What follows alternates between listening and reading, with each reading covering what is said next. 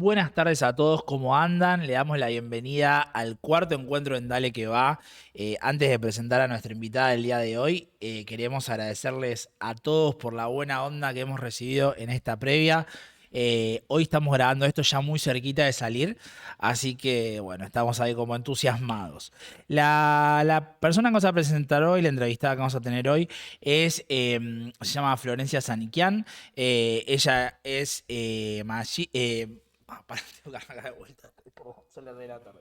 Arrancó de vuelta, dale. Wow. Ahí está. Ahí va. Buenas tardes a todos, ¿cómo andan? Espero que muy bien. Les damos la bienvenida a la cuarta entrega de Dale que va. Este ciclo de charlas donde hablamos con emprendedores y empresarios líderes en las industrias argentinas.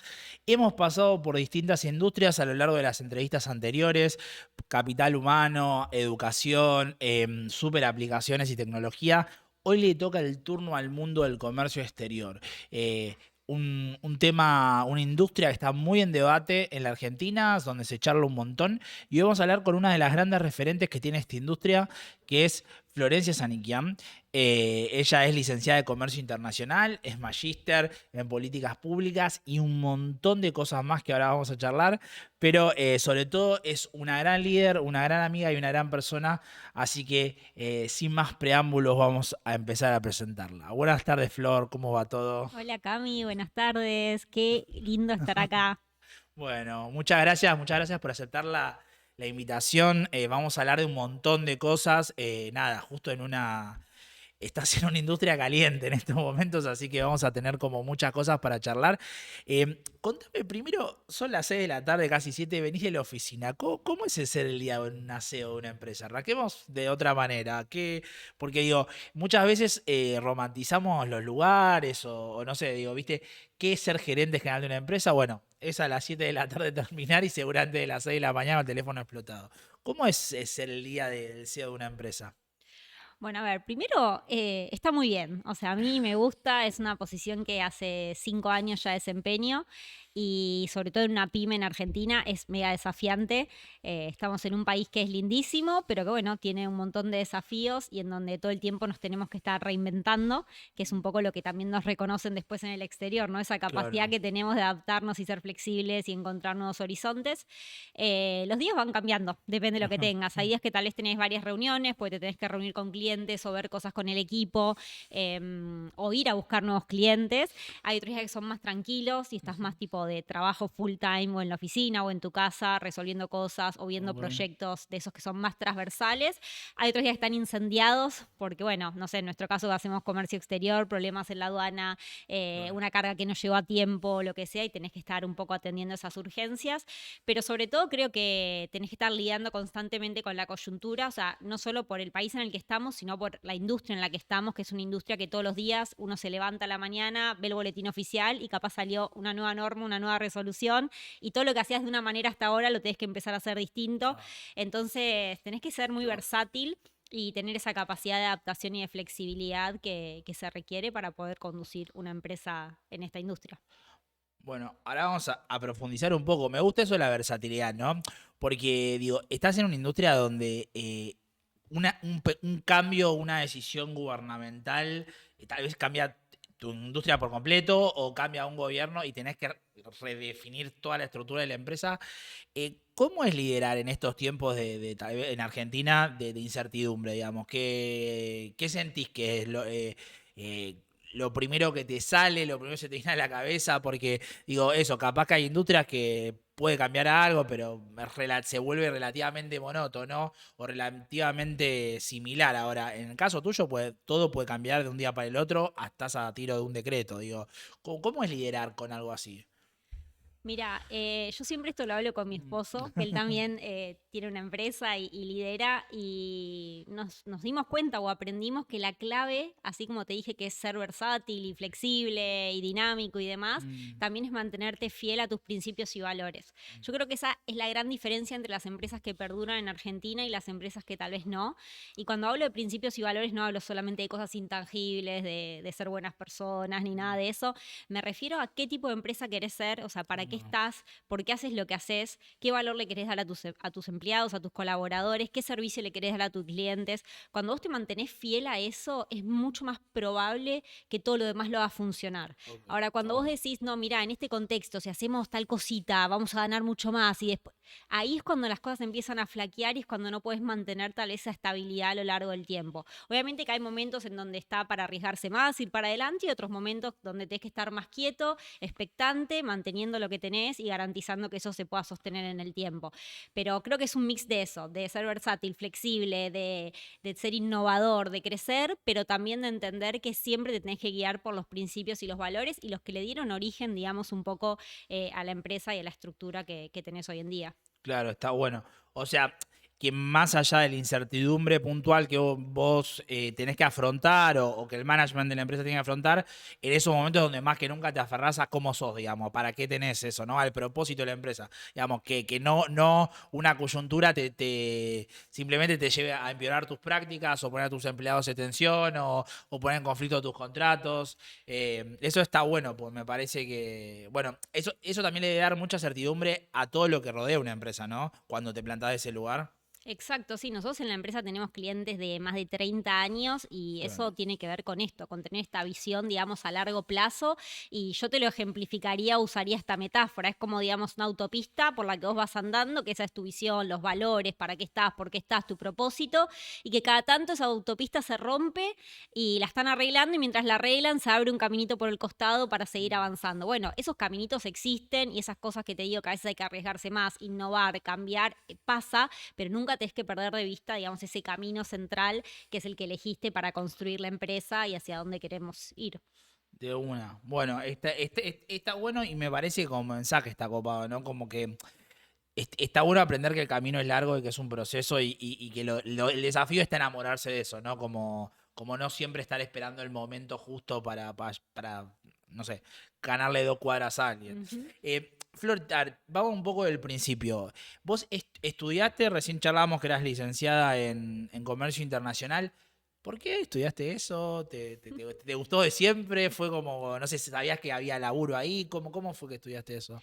Bueno, voy a contar algo que no me favorece, pero la verdad que cuando estaba en el colegio secundario creo que no tenía claro qué estudiar, Ok. pero sí sabía que odiaba las matemáticas. O sea, yo en Ok. el colegio fui excelente alumna, 9-10, 9-10, fui abanderada todos los años, todo, pero las matemáticas me costaban demasiado, o sea, tenía que sentarme a estudiar en serio para probar. Y me acuerdo que yo en ese momento me gustaba también la ingeniería industrial y quería ir por ahí porque me copaba, había visto el plan de estudios, todo, pero cuando vi todas las materias de matemática que tenía, dije, no, o sea, la voy a pasar re mal. Y bueno, y ahí me apareció esta carrera de la licenciatura en comercio internacional, que no sabía muy bien qué era, pero bueno, justo averigüé con una persona que conocía que había estudiado eso y me contó un poco qué hacía, cómo había sido su carrera y demás, y me sugirió arrancar haciendo, digamos, la carrera de despachante de aduanas, después la tecnicatura en comercio exterior y después, bueno, rendí varias materias para poder obtener la licenciatura. Y la verdad que mientras la fui cursando empecé a trabajar y Claro. bueno, me terminó apasionando este mundo y creo que eso, que soy una apasionada del comercio exterior y que creo que todavía hay mucho para transformar y para hacer. Ok, bueno, está bueno porque viste que en general muchas veces hoy estamos frente a dos dilemas, ¿no?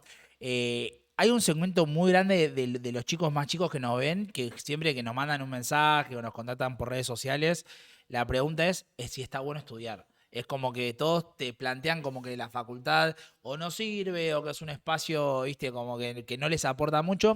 También muy influenciado, viste, yo creo que una presión muy grande sobre los pibes más jóvenes, como que el éxito tiene que estar, viste, en términos económicos, por lo menos enseguida. Y entonces ¿para qué voy a hacer ese camino? Pero también es cierto que es lo que vos contabas, que mientras estudiabas te pusiste a laburar y que eso lo fuiste complementando bien, porque muchas veces lo que estás dentro de una universidad, si no ejecutás un poco de acción, llega después un poco verde, ¿no? Como a la profesión. Eso, ¿cómo lo viviste? Sí, tal cual, es así como decís. Yo creo igual que no, los que estudiamos y los Ujú. que aún fomentan que se estudie, no tuvimos la capacidad de transmitir bien lo importante de la educación formal, sea en el nivel que sea, o sea, ya sea el secundario, ya sea la tecnicatura, la licenciatura, maestrías y demás. Me parece que la educación formal, más allá del conocimiento puro de lo que estás estudiando, te da un montón de herramientas después para tu vida profesional, como el orden, la organización, el poder analizar textos, el poder redactar, un montón de cosas que después las necesitas para ser un buen profesional, te desempeñes en el rubro que te desempeñes. Porque vos puedes ser, no sé, un artista plástico, pero en algún momento vas a tener que firmar contratos, vas a tener que redactar una propuesta. Entonces lo que digo es, la educación formal no es solo el título y decir que yo sé de algún tema, por ejemplo, de comercio internacional, sino es todas las herramientas que fui obteniendo a lo largo de la carrera, las veces que me tuve que organizar para sentarme a estudiar, el trabajo en equipo con otros compañeros. Entonces me parece que es fundamental y si yo le tuviese que decir a alguien qué hacer, le diría estudien algo. Después de que van a trabajar, ya veremos, porque hoy también pasa esto de que uno estudia algo y después no termina trabajando de eso, que puede suceder, pero me parece que te da un montón de herramientas para las vidas que si no pasas por ahí, puede ser que las tengas o puede ser que no. Claro, te da como una metodología, ¿no? Te enseña a aprender cosas que después difícilmente en un trabajo las puedas aprender. Está bueno ese punto. Y entonces arrancaste ahí a estudiar en la facu y a partir de ahí medio vislumbrabas que el laburo de despachante era algo como que te interesaba y pudiste trabajar enseguida de eso o tuviste otros trabajos antes. Bueno, como todos creo que trabajamos antes de otras cosas, yo fui cadete en la empresa de mi tío, que tenía una agencia de viajes, me la pasaba haciendo trámites en enero, febrero, muerta de calor por la ciudad. Después trabajé en un estudio contable, llenaba libros de IVA a mano, aunque no lo puedan creer. Hoy es todo digital, pero en ese momento libro de IVA, el libro de sueldo se hacían a mano.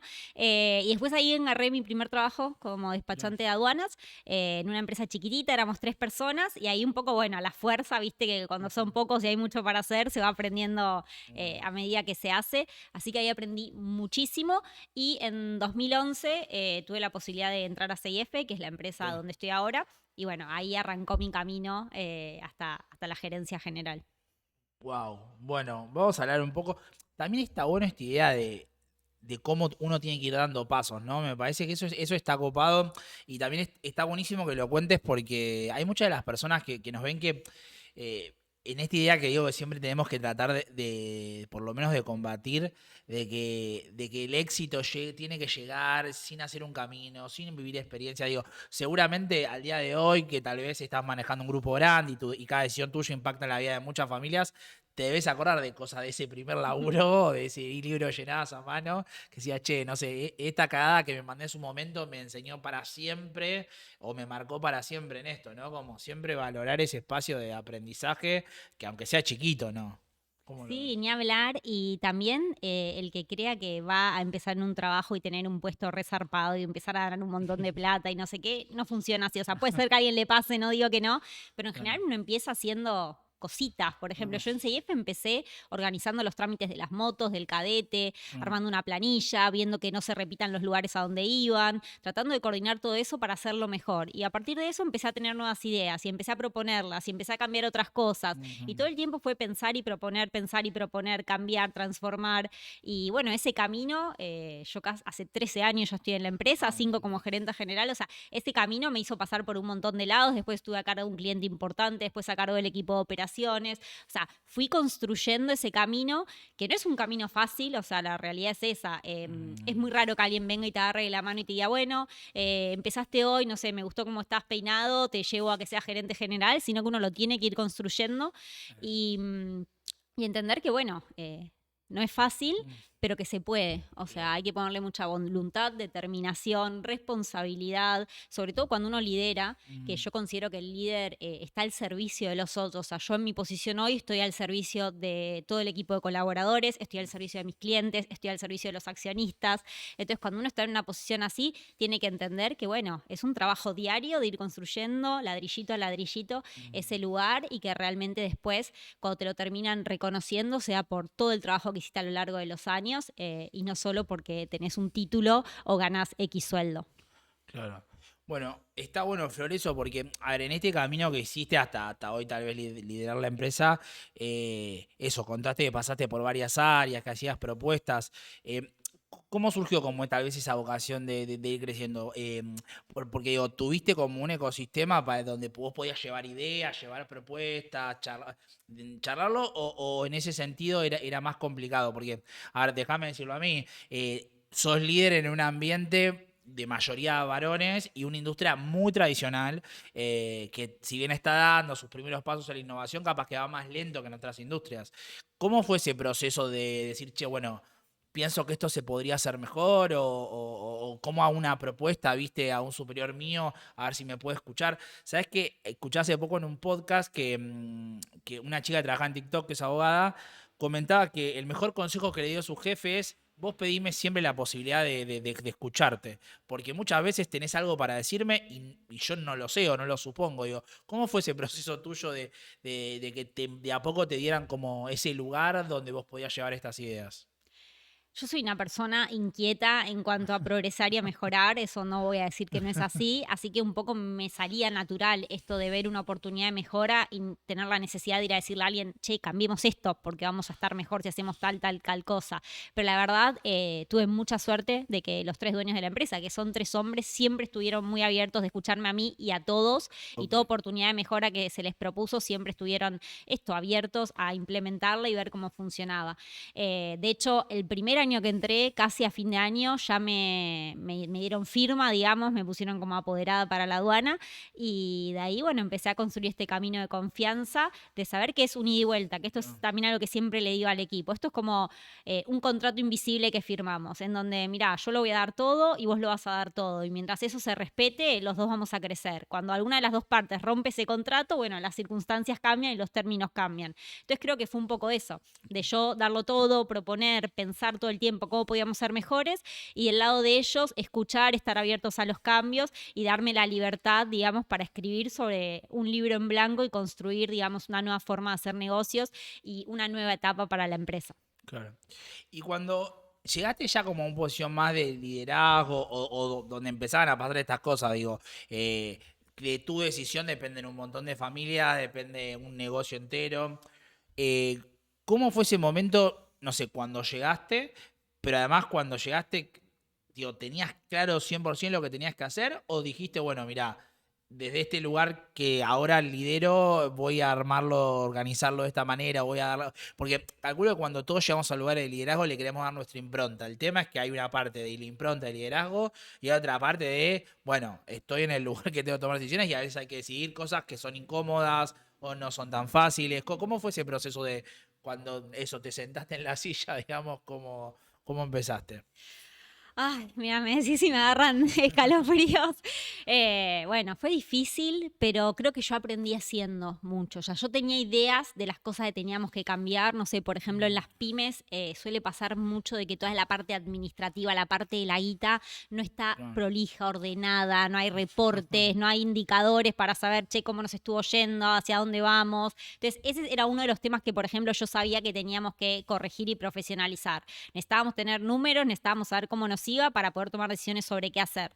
Después otra cosa que quería hacer era construir un equipo más profesional. Durante muchos años esta profesión de despachante de aduanas y la gente que trabajaba para los despachantes de aduana o para las empresas de cómics fue más bien por oficio, pero yo, como antes te dije, para mí la educación formal te da un montón de herramientas, entonces trabajé para construir un equipo más profesional, formado, con experiencia o no necesariamente, pero sí que quisiera desarrollar una carrera. Y eso hizo que obviamente todo mejore porque los clientes empezaron a percibir un mejor servicio y Ok. demás, y eso nos ayudó mucho a empezar a crecer.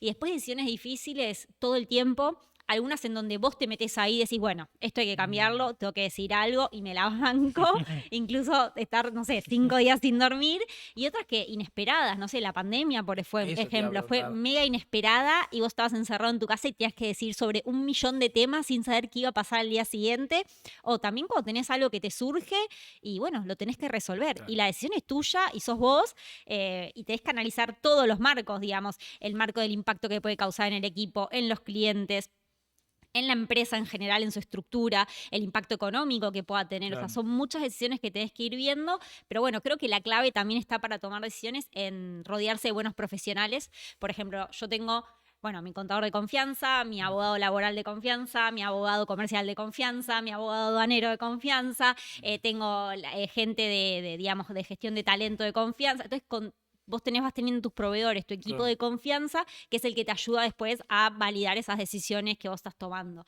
Y obviamente siempre con los dueños de la empresa en algunas decisiones, en donde tal vez son demasiado trascendentales, siempre uno busca estar todos de acuerdo para poder avanzar. Pero sí, es un laburito, es un laburito. Claro, me imagino sobre todo porque eso, muchas veces cuando uno viene como en un proceso capaz de equipos más chicos, bueno, siempre hay como un margen para volver para atrás o para conversar, pero a veces cuando las decisiones ya son equipos más grandes, bueno, lo que se decide, hay que avanzar con eso, e incluso a veces a costa de decisiones que no son tan sencillas. Eso, contame un poquito, ahí que me abriste la puerta con el tema de la pandemia, digo, porque digo, yo creo que todos los que tal vez lideramos empresas podemos contar 100 anécdotas, pero me imagino ustedes que hasta ese momento tenían una operación 100% física y aparte, naturalmente, esto que decías vos, che, llego un día a la oficina, tengo un quilombo en la aduana, me tengo que ir a charlar. Entonces, ¿cómo fue decir, che, bueno, tenemos todos estos colaboradores, tengo que hacer garantía de laburen? ¿Cómo vivieron esa etapa?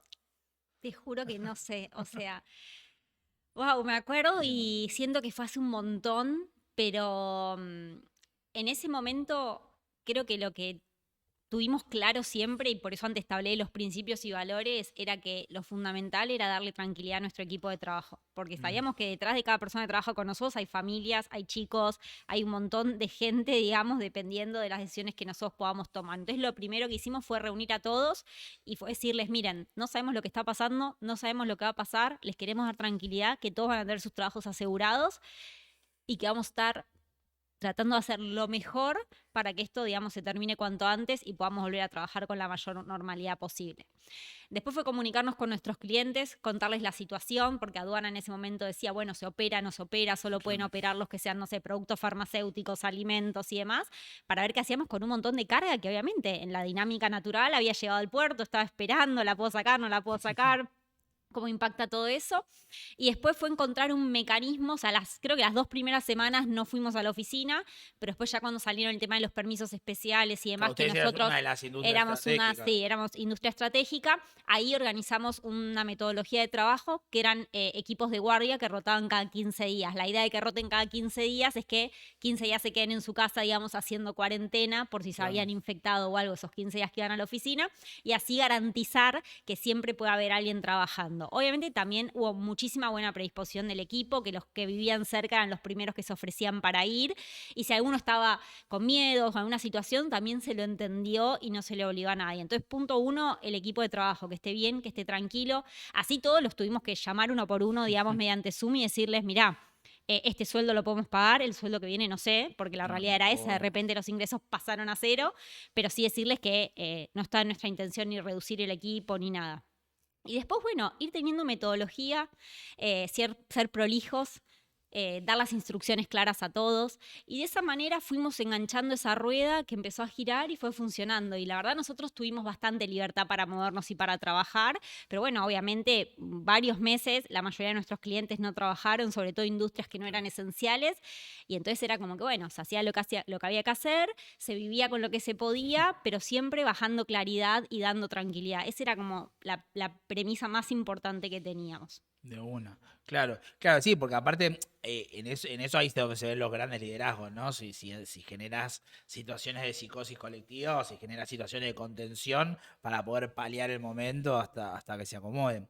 Yo, una frase que hace poco charlábamos y que me dijiste, porque yo una de las cosas que siempre admiré mucho de tu liderazgo y de tu empresa es cómo siempre lograron llevar una agenda avanzada, no solo para su sector, sino en las empresas en general. O sea, hablar de temas que en general no se hablan y siempre verlas de una forma muy seria, ¿no? Como diciendo, che, viste, que a veces las empresas tienen este tema naif de queremos hacer tal cosa, pero no hacen nada para que eso suceda. Ahora vamos a hablar un poco más de eso, pero yo me quedé con una frase que me dijiste hace poco, que me dijiste, me di cuenta que yo tenía un cierto poder para poder, que mis decisiones impactaban, entonces sentía que eso lo tenía que alinear con el propósito, con mi mirada de la vida y por supuesto del negocio.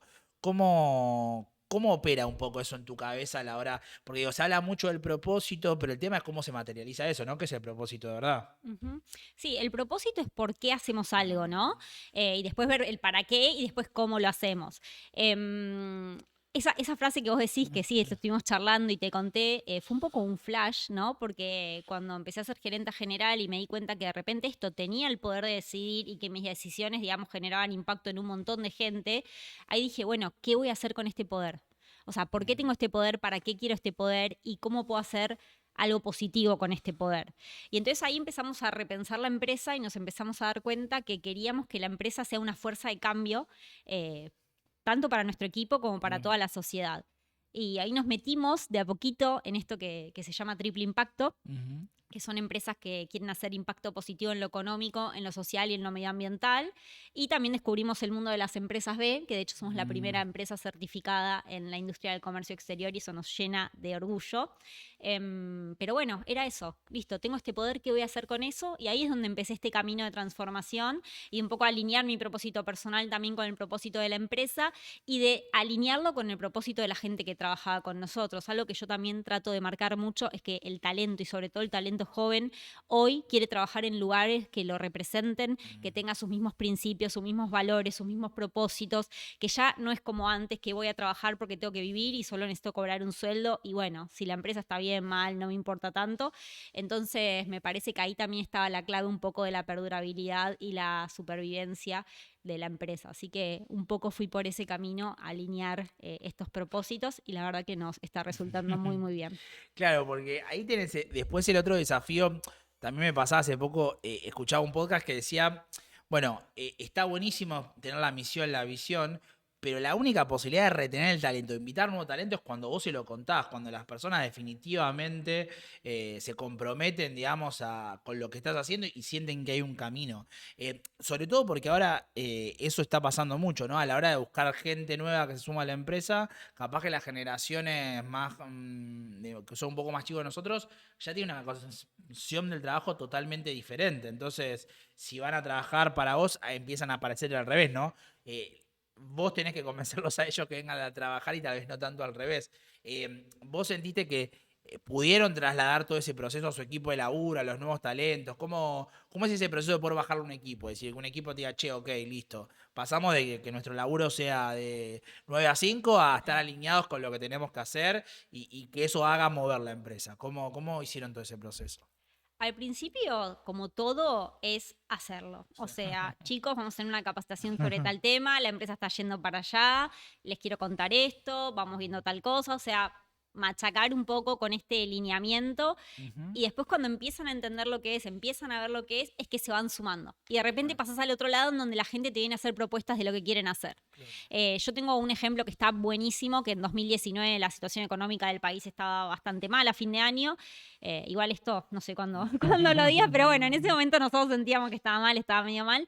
Y, y entonces siempre hacíamos una fiesta de fin de año y entonces charlando con los chicos decidimos no hacer fiesta de fin de año y con la plata de esa fiesta poder generar impacto positivo en distintas organizaciones que los chicos eligieran. Entonces elegimos un hogar de ancianos, Mm. un centro de día para discapacidad, elegimos un hogar de niños y merendero, elegimos un refugio para perros y fuimos a cada uno de esos lugares y les dijimos, bueno, ¿qué necesitan? ¿En qué los podemos ayudar? ¿Necesitan manos? ¿Necesitan una donación de algo? Y entonces cada uno había traído esos lugares y fue viendo qué necesidades tenían y, por ejemplo, no sé, el refugio de perros necesitaba comida, entonces les donamos comida. El centro de día para discapacidad hacía pan dulces para vender y recolectar fondos a fin de año, entonces les donamos los insumos para hacer esos pan dulces y fuimos a hacerlos con ellos un día. El centro, el hogar de ancianos necesitaba ventiladores porque hacía mucho calor y no tenían para refrescarse, entonces le donamos los ventiladores y fuimos a pasar una tarde con ellos. Y así fuimos construyendo esos vínculos, esas relaciones y todo eso surgió del propio equipo. O sea, no es que la empresa fue y dijo, vamos a ir a estos 5 lugares. Los chicos vinieron y propusieron a dónde querían ir y ahí se construyó esa sinergia muy linda y ahí es donde te digo de usar la fuerza de la empresa y la fuerza de los negocios para generar impacto positivo. Muchas veces cuando uno habla de triple impacto o cuando habla de empresas B o lo que sea, todos piensan que es un eslogan lindo, vamos a hacer el bien y no sé qué. Y yo la verdad le digo, no, digo, es una decisión de negocio, yo lo veo siempre desde el modelo de negocio. Y tengo hasta 5 puntos donde te puedo decir por qué te tenés que reconvertir, que el primero es los consumidores. Y esto es lo que también le transmito a los chicos en este camino, que es, chicos, no lo estamos haciendo solo porque lo sentimos así, que lo sentimos así, sino porque estamos pensando en que esta empresa pueda sostenerse en el futuro. Entonces, cuando hablo de los consumidores, digo, la nueva generación, la generación Z o los que siguen, digamos, son personas que cuando consumen quieren saber quién hizo lo que están consumiendo, de qué manera se fabricó, qué impacto tiene en el medio ambiente, qué impacto social tiene. Entonces, esos consumidores, si nosotros no hacemos productos o servicios que tengan impacto positivo, posiblemente no nos compren. Entonces, ahí tengo un primer tema. Segundo, esos consumidores de esa generación, muchos de esos seguramente serán quienes lideren las empresas en 5 o 10 años. Y esos líderes de empresa van a decidir a qué proveedores contratar, por ejemplo, o qué tipo de producto hacer. Y si yo no me transformo, nadie me va a querer venir a comprar. O sea, ¿por qué me van a elegir como proveedor si no soy un proveedor que genere impacto positivo? Porque ellos piensan con esta cabeza hoy. Digamos, nosotros los millennials estamos todavía en el medio, pero ellos ya piensan con esa cabeza. Después antes hablábamos del talento. El talento me tiene que elegir. ¿Sí? Si yo no tengo algo que ofrecerles, ¿por qué van a querer trabajar conmigo? Y si no trabajan conmigo, cada vez voy a tener peores equipos, porque, digamos, me va a quedar lo que quede, lo que nadie quiera, digamos, contratar, y voy a vender peores productos y peores servicios. Y por último, siempre les digo el tema de las regulaciones. O sea, el mundo está yendo para ahí. Yo sé que en Argentina tal vez todavía hoy no lo estamos viendo tan claro, pero si vos ves en Europa, en un montón de lugares, incluso dentro del comercio exterior, ya piden un montón de requisitos medioambientales a cumplir para poder comprar un producto argentino o de otras partes del mundo. Entonces, si el mundo está yendo para ahí, falta poco para que en Argentina estas cosas se empiecen a regular. Si yo no me transformo hoy y lo hago de a poco, porque es costoso transformarse, sobre todo lo que es fabricación de productos, cuando lo tenga que hacer obligado, o sea, el costo de hacerlo va a ser muy alto y puede ser que incluso me quede fuera del mercado. Entonces, lo que yo digo es, yo te estoy vendiendo un modelo de negocio de hacia dónde tiene que ir. No te estoy diciendo que lo hagas porque solo te parece que está bien. Hacelo porque te parece bien y sería lo mejor porque lo haces del corazón y tu propósito, digamos, nace desde ahí. Pero también hacelo porque si no tu empresa no va a poder sostenerse en el tiempo. Entonces yo esto trato de transmitírselo mucho a los chicos y de hecho lo transmití el otro día en un encuentro de logística que nos invitaron a hablar, casos de éxito de empresas B, y les dije esto, les dije, yo se los puedo venir a plantear acá con un montón de ejemplos re lindos, emocionantes de cosas que hicimos tan bárbaras, pero se los quiero plantar como modelo de negocio para que entiendan que es casi una obligación empezar el proceso de reconversión. Así que me parece que es algo que hay que seguir indagando y trabajar más y saber comunicarlo bien. De una. Bueno, ahora vamos a entrar un poco en eso porque me súper interesa ver un poco tu visión, pero para cerrar un poco este bloque, contale a muchos de los chicos que nos están viendo qué es un poco el comercio exterior, porque el comercio exterior es lo que mueve el mundo. Básicamente todo lo que tenemos vino de algún lado, de alguien lo compró, pero ¿hacia dónde va esa industria, no? Porque seguramente muchos de los que te ven dicen, che, pará, capaz que me interesa hacer algo, o bueno, no sé, hoy vemos que por ejemplo hay como un boom de gente trayendo cosas de China y de distintas maneras. Digo, ¿hacia dónde va esa industria que digamos, eso, que mueve mucho la economía de los países, que está cada vez más integrada, pero que tiene como desafíos importantes en este contexto mundial que es complicadísimo, tal vez el más complicado de los últimos 30 años? ¿Hacia dónde crees que va esa industria? Es una industria que va migrando mucho. Según las decisiones que van tomando los grandes países sobre todo. Hubo un momento donde esa industria fue de apertura total de mercados, que nosotros también lo vimos, digamos, en la época de los 90, y hoy los grandes países están un poco más con esto que decía Aldo Ferrer de vivir con lo nuestro, que es, bueno, un poco más proteccionistas de su industria y demás. Pero la realidad es que el comercio internacional va a tener que existir siempre porque no hay ningún país que fabrique todo lo que necesita y porque incluso sería medioambientalmente ineficiente que cada país fabrique todo lo que necesita cuando hay mejores condiciones en otros países para hacerlo. Yo siempre doy este ejemplo de Argentina que, digamos, tiene condiciones increíbles para todo lo que es agroindustrial y no sería lo mismo ir a, no sé, plantar en Suiza trigo, maíz o cualquier cosa que hay que hacerlo en invernaderos que se tienen que calefaccionar con energía, o sea, no serviría eso, no sería bueno. Más allá de eso, creo que nuestro país, sobre todo en materia de comercio exterior, está complicado. Creo que siempre hablamos de esto de la restricción externa, que son los dólares, que básicamente los dólares genuinos a nosotros nos entran por exportaciones, pero creo que hay una falta de claridad ahí de que para poder exportar más necesitamos necesariamente importar más. El 80% de lo que se importa son insumos que después terminan en productos que se exportan. Por ende, necesitamos esos dólares para poder importar también. Y creo que faltan muchísimas políticas públicas digamos, de centro, de fuertes, para poder transformar de una vez por todas la industria del comercio exterior y realmente poder ser competitivos a nivel internacional. Argentina cada vez está cayendo más en su participación mundial en el comercio internacional. Ya estamos por abajo de 0,5 puntos y seguimos cayendo por estas políticas que se vienen desarrollando a lo largo del tiempo y que la verdad no contribuyen a que vayamos a mejorar. Yo creo que tenemos que ser conscientes que el comercio exterior es parte de la columna vertebral del país. Porque, como lo dije, necesitamos los dólares vienen de las exportaciones, para exportar necesitamos importar. Entonces me parece que es un círculo que en algún momento se tiene que cerrar y que tiene que funcionar bien, y que eso va a hacer que el país pueda crecer y pueda desarrollarse.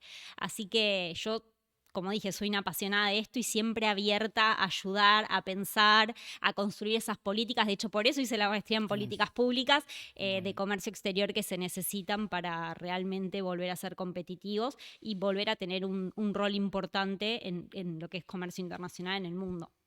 Claro, no, total, porque aparte también es cierto que con todo el desarrollo tecnológico y demás, cada vez más, digamos, eso, hay proveedores que se deben volver muy especialistas en determinados países, en determinadas industrias, que si estás fuera de eso, no tenés cómo crecer, ¿no?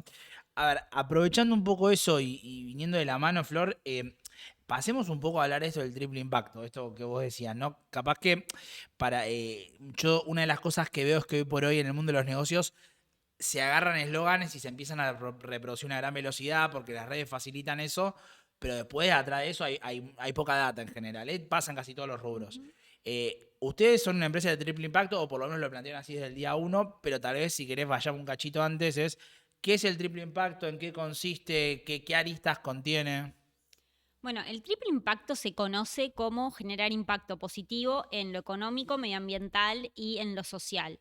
Y me voy a detener sobre todo en el tema de impacto económico, porque muchas veces parece que es una lista solamente de buenos deseos, pero cuando hablamos de impacto económico y sobre todo del lado desde las empresas, que es donde yo puse el foco, hablamos de ganar plata. O sea, es necesario, o sea, es condición necesaria para poder llegar al triple impacto, ganar plata, o sea, tener ganancias. Y después la pregunta viene es, bueno, ¿qué hago con esas ganancias? ¿No? Obviamente parte se reinvertirá, parte irá para cubrir gastos, etcétera, etcétera. Pero después, ¿cómo hago el bien o cómo genero ese impacto medioambiental y social positivo a raíz de esas ganancias que tengo? Y ahí es donde viene el desafío de las empresas de triple impacto y también de las empresas B, de cómo encontrar ese propósito y cómo encontrar ese modelo de negocio que nos permita ir para ahí. Claro. Claro, bueno, porque ahora, hay un punto ahí que es central, ¿no? La rentabilidad es lo que permite que la organización subsista en el tiempo. De hecho, en Latinoamérica son los desafíos grandes que tenemos, porque hay 10 empresas en Latinoamérica, 9 mueren. Entonces, digamos, necesitamos sí o sí crear modelos que sean más perdurables. Eso te lleva también, digamos, como regla, para meternos un poquito en ese bloque económico, es a elegir bien los negocios que realizan, ¿no es cierto? Y entender que muchas veces las alianzas tienen que ser de más largo plazo, tienen que aportarles cosas, ¿no? Como que no estar tan atrás de, che, esa pequeña oportunidad que aparece, sino de cómo construimos efectivamente alianzas de largo plazo que nos sirvan a todos, que tal vez en un primer momento te hacen ganar un poco menos, pero que en el largo plazo permiten, obtener estas ganancias y tener una organización como estable, ¿no? Sí, de hecho, vos vas a buscar un modelo de impacto y ese modelo de impacto Ah, ok. puede ir por la ética o la transparencia, es decir, de qué forma vos haces los negocios, puede tener que ver con tus trabajadores, o sea, generar equipos diversos.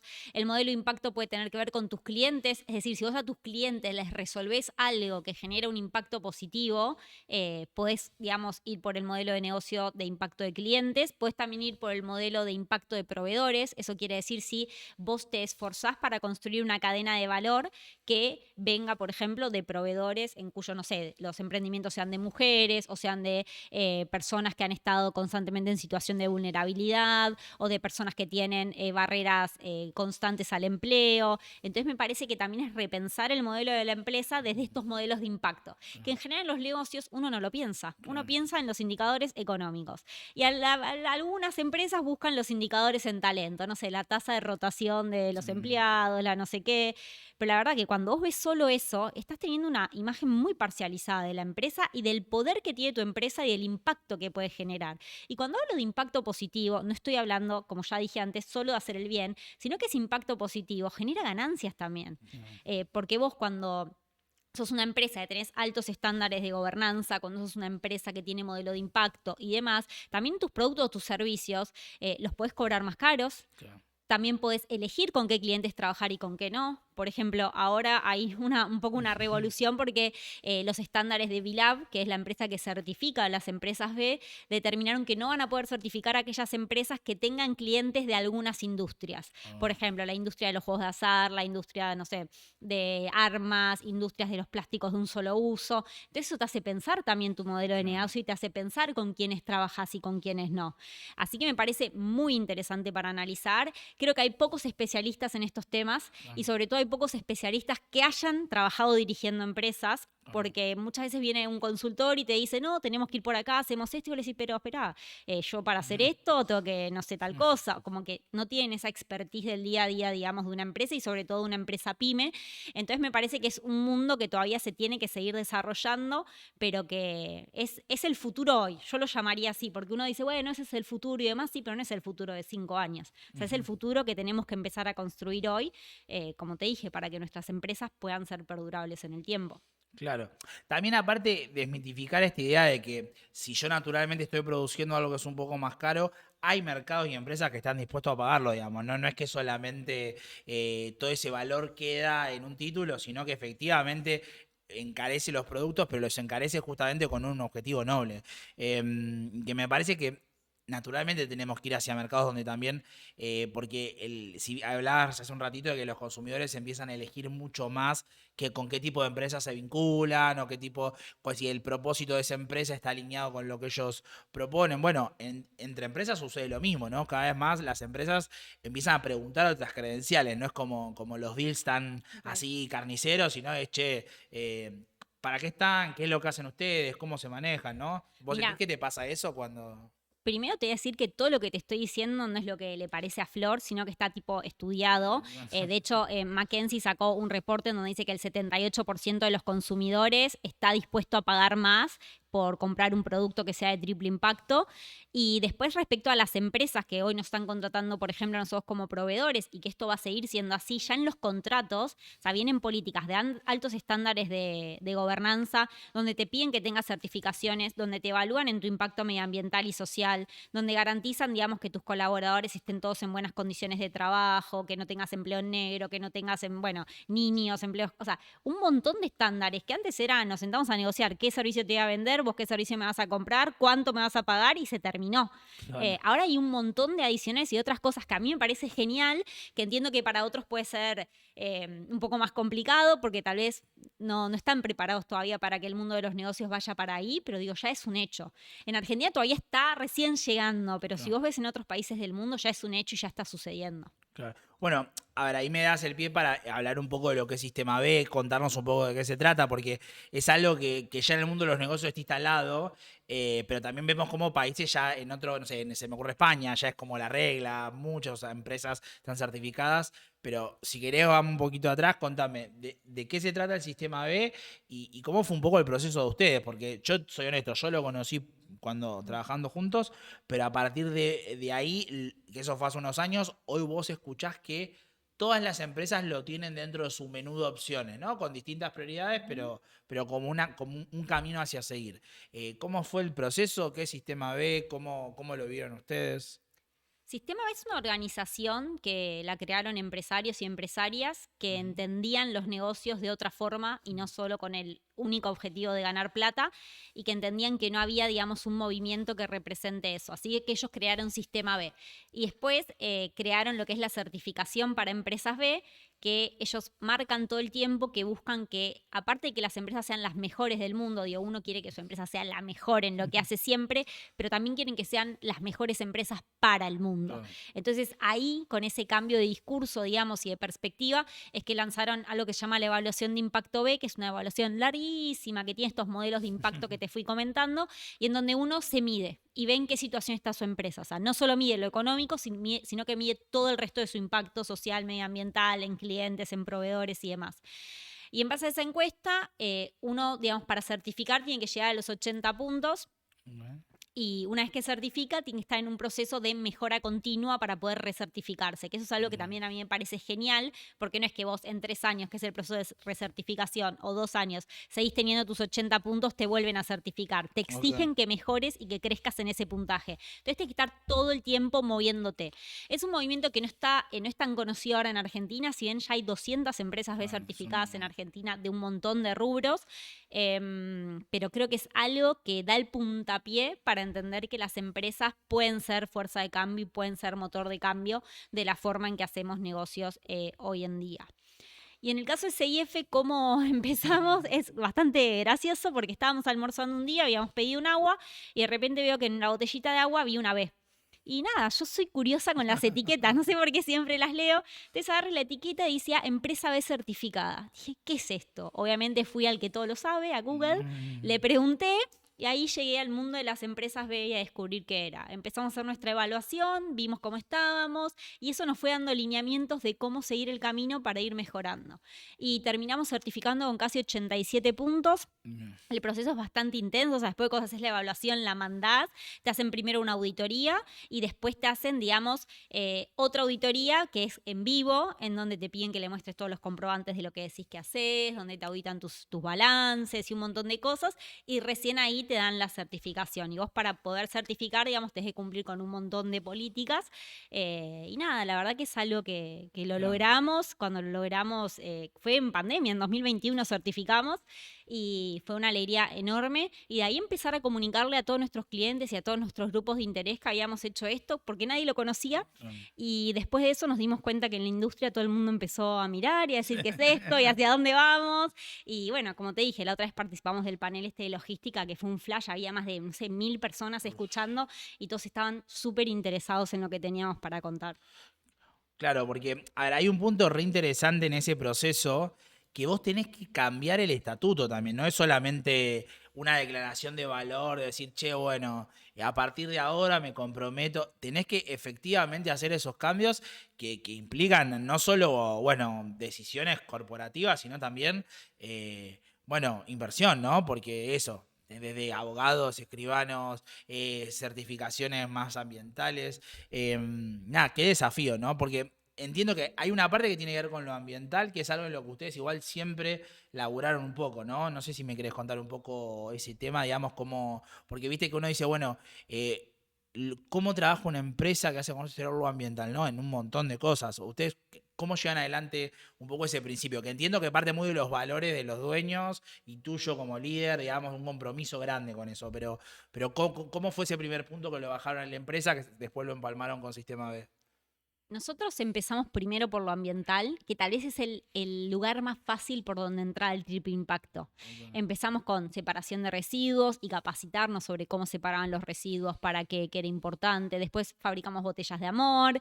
Después empezamos a desechar correctamente todo lo que se consideran elementos peligrosos, que son todo lo que tiene que ver con lo tecnológico, digamos, y las pilas y demás.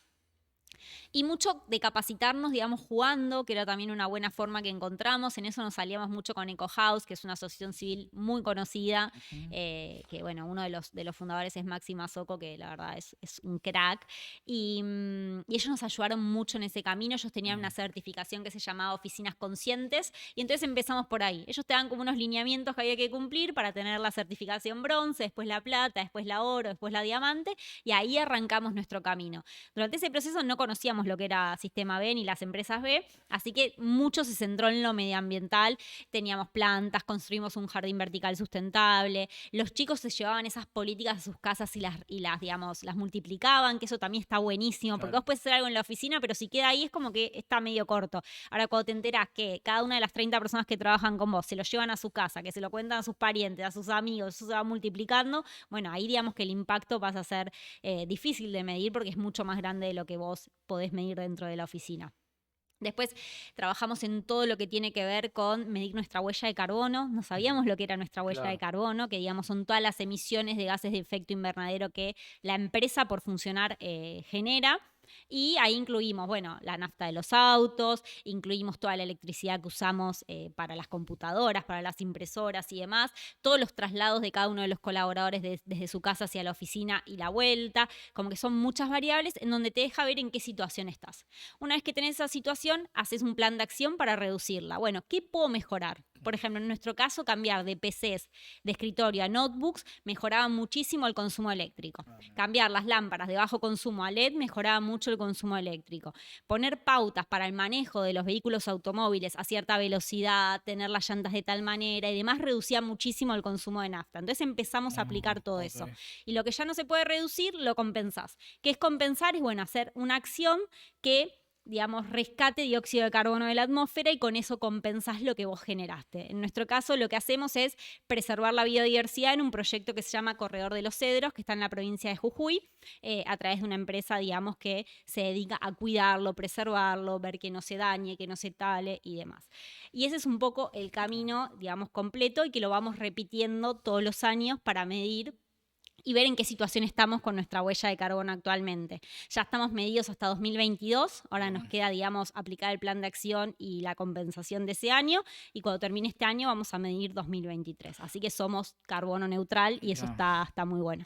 Bueno, claro, porque a medida que también te vas metiendo, vas descubriendo un montón de cosas que te van como enriqueciendo y eso va construyendo eso que decís siempre vos, ser agentes de cambio, ¿no? Como algo que al principio lo veías como, bueno, sí, qué sé yo, separe los residuos, empiezas una práctica en tu vida y esa práctica en tu vida después empieza a generar cambios mucho más profundos, pues son casi de mentalidad, ¿no? Y a veces el cambio de mentalidad es chocarte con algo muchas veces hasta entender que hay como un caminito, ¿no? Para poder hacerlo. Ok. Y entonces, por un lado tenían en este desafío de triple impacto la pata ambiental, hablaste un poco de compromiso económico con resultados, y la otra parte tiene que ver mucho con transformar la sociedad en la que sos parte, ¿no? Yo sé que ustedes tienen un montón de políticas activas con eso, pero me quiero detener un poco en toda la cuestión de las políticas más de género y de igualdad que tienen en la empresa. Sé que ganaron un premio ahí con ONU Mujeres, ahora me vas a contar un poco más, pero digo, qué desafío, ¿no? Porque siento que son momentos donde tal vez hay mucho avance en estos temas, por lo menos de debate público, pero también siento que son momentos que hay como mucha impugnación de estos temas y que en realidad cuando uno va a ver los números, que es lo único que no miente, las mujeres cobran un promedio un 22% menos de salario, tienen muchas menos oportunidades. Digo, y eso muchas veces se dice, pero es difícil hacer algo y ustedes fueron los primeros en hacer algo y después contarlo. ¿Cómo es todo ese proceso? ¿De dónde nace ese compromiso? Creo que el principal problema de la desigualdad es que muchas veces no se ve que existe esa desigualdad porque en general quienes lideran y quienes conducen son hombres. Y Claro. obviamente es mucho más difícil, salvo que tengas un interés particular en el tema, darte cuenta que eso sucede. Cuando hay una mujer liderando es un poco más sencillo porque una lo vivió en carne propia y porque lo ve constantemente en toda la sociedad. Entonces cuando yo asumí la gerencia general tenía muy claro que una de las cosas que quería trabajar era el camino hacia la igualdad. Y el camino hacia la igualdad muchas veces tiene que ver con de alguna forma una discriminación positiva que se llama. Claro. Porque a mí me pasa, por ejemplo, cuando busco gente en la empresa para contratar, si yo espero solamente los currículums que me llegan cuando publicamos la búsqueda o lo que sea, en general me llega un 80% de currículums de hombres y un 20% de mujeres.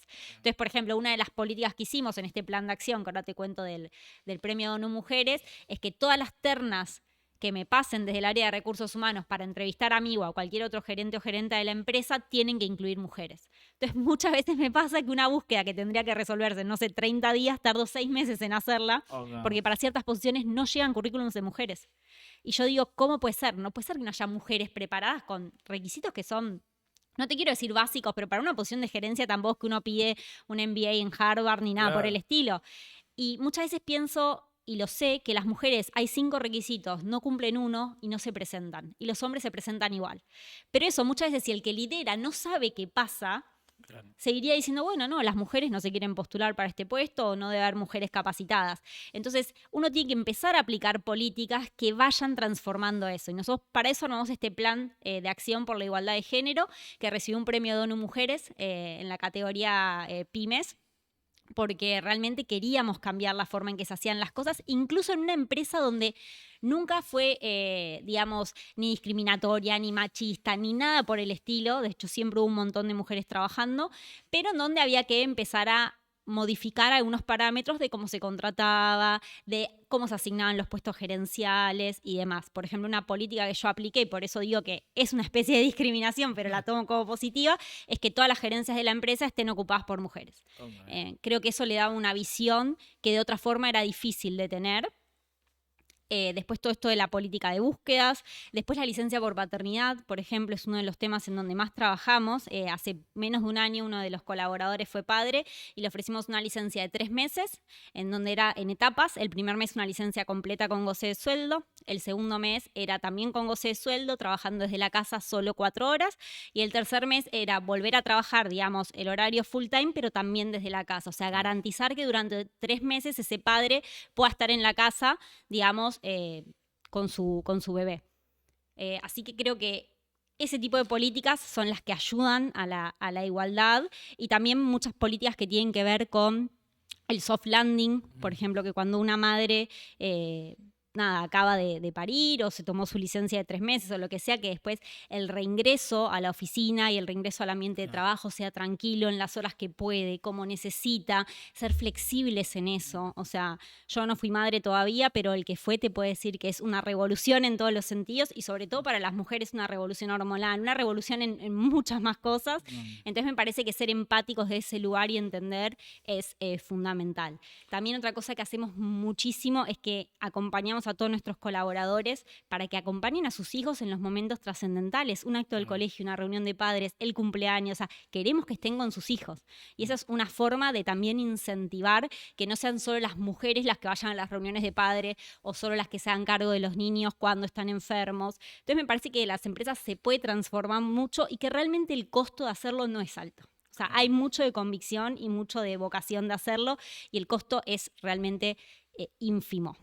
Claro, porque en definitiva es promover activamente los procesos de igualdad, pero sobre todo también poner a la persona en el centro, ¿no? Me parece que hay algo ahí como de dejar de ver como a los colaboradores como, no sé, meros números y decir, bueno, para que una persona se desarrolle tiene que pasarle un montón de cosas y nosotros tenemos que poder acompañarlo.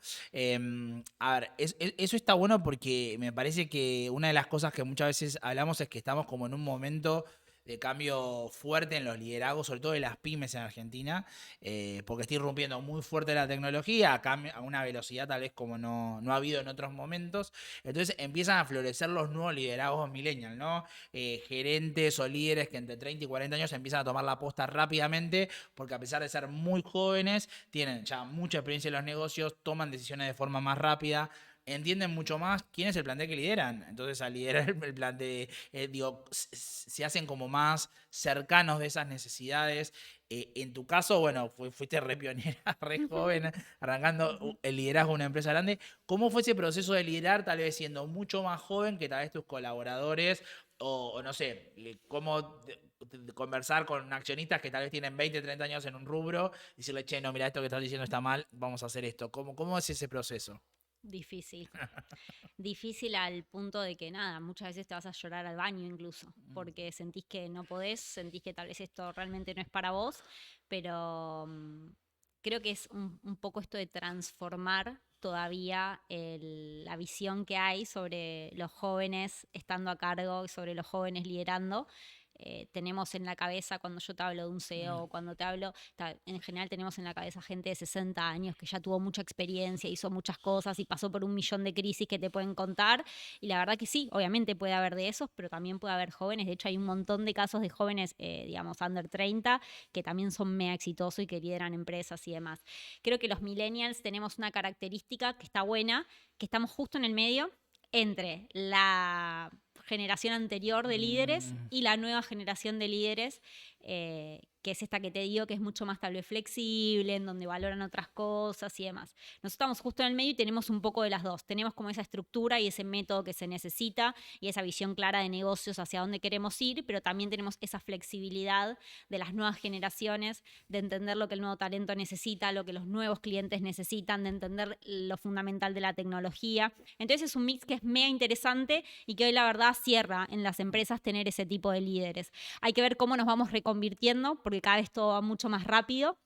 Y no nos podemos quedar, digamos, en cosas que ya tal vez no se usan o que ya la gente no valora, pero creo que lo que dijiste vos es fundamental, las personas en el centro, o sea, el mundo del trabajo, no soy experta en el tema, pero sí te puedo decir lo que veo día a día, cambió completamente después de la pandemia. Claro. Y si uno no pone a las personas en el centro, es muy difícil, digamos, la viabilidad del negocio, porque las personas, sobre todo nosotros que somos una industria de servicio, por ejemplo, es la que de alguna forma ejecutan, digamos, el servicio que vos brindás y que hacen que las cosas funcionen. Entonces, si esas personas no están felices, no están contentas, no se sienten satisfechas con el trabajo que están haciendo, es difícil que esto funcione. Así que me parece que nosotros como líderes tenemos muy en cuenta en eso. Yo soy mega empática, trato de siempre pensar qué le está pasando al otro, cómo lo puedo ayudar, y me parece que eso hace la diferencia y que también eso ayuda a que las empresas les vaya mejor, porque cuando la empresa tiene una rotación constante de gente, porque la gente no se siente bien, no le gusta cómo lo tratás, no le gusta que no lo considerás y demás, eso baja la calidad del servicio del producto y se nota después en el mercado. Entonces me parece que es un diferencial que está bueno. Claro, claro, porque a ver, hay un punto que es las personas en el centro y eso naturalmente pone otro lado que es la habilidad de escuchar, ¿no? O sea, pues naturalmente hay un lugar a partir de ahí que es poder escuchar no solo lo que le puede pasar al otro, sino dejarse asesorar por personas que saben tal vez mucho más que vos en un tema determinado y vos con esa data después poder tomar la decisión de liderazgo, ¿no? Como que eso es una característica que a veces es un poco más difícil, por lo menos nuestra generación a veces se vuelve como un poco más permeable a poder decir, che, bueno, tal vez no la tengo tan clara en esto, necesito abrir una mesa de diálogo, ¿no? Como que eso, bueno, yo recuerdo mucho que muchas veces cuando estábamos en la universidad, todo era una definición extremadamente categórica, no había grises, es el buen gestor hace esto, el buen empresario hace esto, el buen... Y la verdad que hoy te das cuenta que frente a los desafíos que tenés, lo único que tenés es la capacidad de juntar miradas en una mesa y poder encontrar una síntesis que te permita llegar al objetivo que querés. Eso vos lo viviste un poco así, como tomando esta práctica porque de escuchar, de armar un equipo, de estar todo el tiempo como activo en ese lugar, o no sentiste tanto esa necesidad. No, sí, súper de acuerdo. Creo que el no lo sé, lo voy a averiguar, o déjame dudar de lo que estoy diciendo, voy a ver si es así, y el si me equivoqué, decir, perdón, me equivoqué, o disculpas, tenías razón, la próxima voy a chequearlo antes, o lo que sea, hace mucho la diferencia, porque nadie sabe todo, uno puede tener un montón de experiencia, puede haber dirigido miles de cosas y demás, pero nadie sabe de todo. Y muchas veces hay otras personas que nos pueden ayudar, que pueden colaborar con la visión que estamos teniendo, que pueden decirnos que estamos equivocados y que está bien, porque puede pasar, y me parece que una habilidad que es fundamental hoy es eso, la escucha activa, y que se valora muchísimo que los líderes tengan eso, y que es muy difícil de conseguir, porque en general, antes hablábamos del poder, muchas veces con ese poder se hacen cosas buenas, también con ese poder se pueden hacer cosas malas, entonces, bueno, hay que encontrar ese equilibrio justo para poder poner a las personas en el centro, pero también poder escuchar y poder entender que nuestra visión y nuestro discurso no necesariamente es el único válido. De una. Bueno, Flor, a ver, un poco para terminar, nosotros siempre, viste, desde acá, desde el podcast, tenemos como una mirada de no dar consejos, porque me parece que los consejos, no sé, son más individuales, pero sí me gusta hablar de experiencias, ¿no? Y generalmente tenemos como un público que está entre estos muchos chicos que están dando sus primeros pasos, están empezando, tal vez están como un poco perdidos a dónde van, pero también un segmento muy importante de gente que tal vez está en un laburo y no sabe si llevar propuestas o emprender dentro de su propio laburo, si emprender por su cuenta, que muchas veces está romantizado, pero después sabemos lo complicado que es emprender y que tampoco es para cualquiera.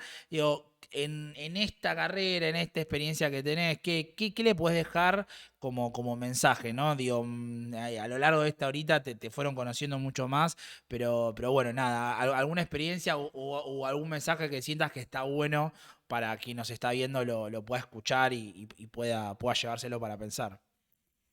Voy a transmitir la experiencia más reciente que tuve, que es que el camino profesional no siempre es lineal y no siempre es para arriba. Yo en mi cabeza siempre tuve eso. Estaba, viste, el camino de la escalerita y uno tiene que ir subiéndola. Bueno, el mío era una rampa para arriba directo. La escalerita ya me parecía mal.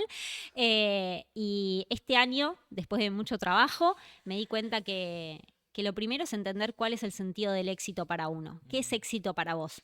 Yo hace un tiempo, para mí éxito era tener un puesto, ganar X salario y poder irme de viaje, no sé, 2 veces a tal lugar. Y hoy para mí el éxito es tener salud, poder tener tiempo para estar con la gente que quiero y poder hacer algo que me gusta y que me haga bien la mayoría de los días, porque todos No, los días no necesariamente uno está feliz y no. contento con lo que está haciendo. Entonces lo primero es que diría eso. Segundo, que busquen su propósito en la vida. O sea, el por qué y el para qué y el cómo lo voy a hacer. O sea, por qué estoy acá, por qué estoy haciendo esto, qué quiero de mi vida, qué espero. O sea, que lo puedan pensar y que tengan ese propósito y que con ese propósito vayan a buscar otros propósitos que los motiven y los entretengan para dedicar su tiempo en el trabajo. Y después, lo último que tal vez aprendí este año con algunas cosas que me pasaron que no fueron muy felices, con gente querida que perdí y demás, es que el tiempo es finito y que tenemos que definir bien en qué lo estamos usando y para qué lo estamos usando. Eso a mí me cambió mucho mi forma de hacer las cosas, mi manera de pensar y también mi manera de ser empática hacia otros. Así que me parece que son como mis aprendizajes más importantes de este año y que me encantaría transmitir. Bueno, genial, Flor, te súper agradezco por tu tiempo, por el espacio y nada, a todos los que nos están viendo, les agradecemos por estar ahí y bueno, le pueden dejar en los comentarios a Flor todas dudas, consultas, síganla en las redes por favor, que van a tener mucha data copada y bueno, nos vemos en el próximo Dale que va.